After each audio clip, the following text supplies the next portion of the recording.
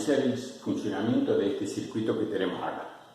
El circuito está formado por una pila o batería, dos interruptores, una resistencia, una bobina construida sobre un hierro y una lámpara. Si nosotros cerramos el interruptor 1 dejando el interruptor 2 abierto, la lámpara va a quedar alimentada a través de la pila o batería, el interruptor 1 y la resistencia.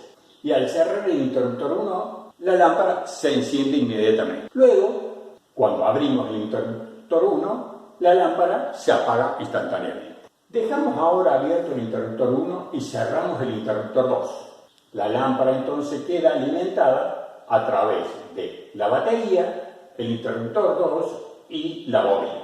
El objeto de colocar la resistencia es para que la lámpara, al ser alimentada por la resistencia o por la bobina, tenga la misma tensión aplicada a sus bordes. O sea que la resistencia y la bobina ofrecen la misma caída de tensión en el circuito. Cuando cerramos entonces el interruptor 2, circula corriente a través de la bobina y la lámpara se enciende, pero se demora un instante en llegar a su máximo brillo. Una vez estabilizado el brillo, si abrimos el interruptor 2, la lámpara no se apaga instantáneamente, sino que demora un instante en apagarse. Entonces, ahora tenemos que analizar cuáles son los motivos que la lámpara, apenas cerramos el interruptor 2, demora en encenderse y cuando abrimos el interruptor 2, demora en apagarse. Comencemos en el primer caso. Cuando nosotros tenemos el interruptor 2 abierto, no circula corriente a través de la bobina y por lo tanto no se genera un campo magnético. O sea, el flujo magnético dentro del arrollamiento, o sea, en el núcleo, es cero. Cuando cerramos el interruptor 2, al circular la corriente por la bobina, se genera un campo magnético y por lo tanto un flujo magnético a través del hierro. O sea que en el instante en que nosotros cerramos el interruptor 2, se produce una variación del flujo magnético, de 0 al valor máximo. Eso nos trae como consecuencia que hay una variación del flujo a través del tiempo. Y según la ley de Faraday, una fuerza electromotriz inducida. Esa fuerza electromotriz inducida trae como consecuencia de la aplicación de la ley de Lenz la circulación de una corriente que trata de oponerse a la causa que la genera. ¿Cuál es la causa que genera la variación de flujo? La circulación de una corriente. Esa circulación de corriente provoca una variación del flujo en el tiempo. Entonces, la corriente inducida va a tratar de oponerse a la causa que la genera, a esa circulación de corriente. Por lo tanto, la corriente va a circular en sentido contrario de la corriente principal. Y es por eso que la lámpara demora en encenderse. Una vez establecido el flujo magnético, la lámpara tiene su brillo normal. Y en esos momentos, entonces, el flujo magnético es constante. Al abrir el interruptor 2, se produce una variación en el flujo magnético. ¿Por qué? Porque la corriente deja de circular en ese arrollamiento. Y eso hace que desaparezca el flujo. Pero como hay una variación del flujo magnético en el tiempo, hay una generación de una corriente inducida. Esa corriente inducida, según la ley de Lenz, trata de oponerse a la causa que la genera. ¿Cuál es la causa que genera esa variación del flujo magnético? La desaparición de la circulación de la corriente. Entonces, la corriente inducida trata de oponerse a esa variación y por lo tanto va a circular en el mismo sentido que la corriente principal y por eso es que la lámpara demora en apagarse.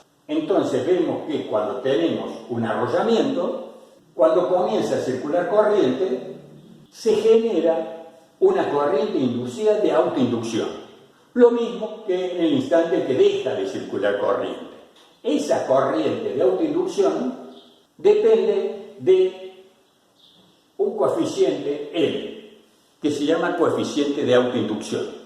Ese coeficiente L de autoinducción es igual a menos el valor de la fuerza electromotriz dividido la variación de la corriente dividido el tiempo en que se produce esa variación de la corriente. El coeficiente de autoinducción lo vamos a medir en henrios. Eso siempre y cuando la fuerza electromotriz la midamos en voltios, la corriente en amperes y el tiempo en segundos. Henrios igual a volt sobre amper sobre segundo. El coeficiente de autoinducción de una bobina depende de las características físicas de la bobina, de la longitud de la bobina, del diámetro de la bobina, del diámetro del conductor con que se construye la bobina y de la cantidad de vueltas que tiene la bobina. Esas son las características que determinan el coeficiente de autoinducción L de una bobina. Analicemos ahora esta otra experiencia. Tomemos dos trozos de hierro, sobre ellos construyamos dos arrollamientos con el mismo conductor, de esta forma, y de manera tal de que tengan la misma cantidad de vueltas y en el mismo sentido. ¿Eso para qué? Para que cuando nosotros cerremos el interruptor, esos dos bobinados queden alimentados por una pila o batería y en ellos se formen imanes, quedando enfrentados los polos contrarios, o sea, un polo norte y un polo sur. Cuando tengamos eso, hacemos mover en forma de péndulo una chapa de cobre entre los dos polos contrarios. Una vez que esa chapa está en movimiento, cerramos el interruptor y vamos a observar que la chapa inmediatamente se detiene. ¿Cuál es la explicación de que la chapa se detenga? En la chapa analizamos un punto cualquiera de esa chapa que se mueva entre los dos imanes y vamos a ver que en ese punto hay una variación del flujo magnético. En un cierto momento corta líneas del campo magnético y en otro momento no. O sea que hay una variación del flujo magnético en esa zona de la chapa. Si hay una variación del flujo magnético en el tiempo, de acuerdo a la ley de Faraday, se genera una fuerza electromotriz inducida que hace que circule una corriente inducida. Esa corriente inducida, según la ley de Lenz, trata de oponerse a la causa que la genera. ¿Cuál es la causa que genera esa fuerza electromotriz inducida? El movimiento de la chapa. Por lo tanto, se va a generar en la chapa una corriente inducida que trata de oponerse al movimiento de esa chapa. ¿Cómo podemos solucionar ese inconveniente? De la siguiente manera. Para solucionar este inconveniente, lo que vamos a hacer es reemplazar nuestra chapa de cobre con el borde liso por otra chapa en la cual hemos hecho ranuras en forma de peine en la parte inferior. Si colocamos esta chapa entre los dos polos del electroimán y la movemos como un péndulo entre esos dos extremos, cuando cerremos el interruptor no va a haber ninguna variación en el movimiento de la chapa. ¿Eso por qué?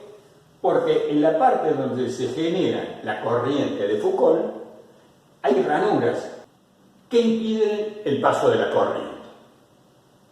Esto se aplica en la construcción de motores y de transformadores. En lugar de construir los motores y los transformadores con un núcleo de hierro macizo, se construye con chapas finas, delgadas chapas de hierro bañadas con un aislante y apiladas formando el núcleo magnético. Estas corrientes que se generan en estos casos se llaman corrientes parásitas o corrientes de Foucault.